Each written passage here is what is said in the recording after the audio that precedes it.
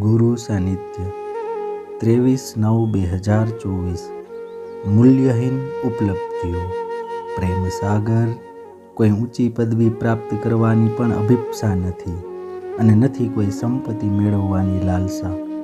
નથી જોઈતું સંસારનું ઊંચામાં ઊંચું સુખ કે નથી જોઈતા સંસારના સર્વશ્રેષ્ઠ ખિતાબો।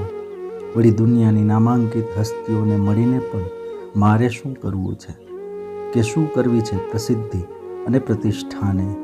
આ શરીરના સૌંદર્યનો પણ મારે શું ખપ છે અને સ્વર્ગ સમા રળિયામણા નિવાસો પણ મને શું સુખ આપવાના છે।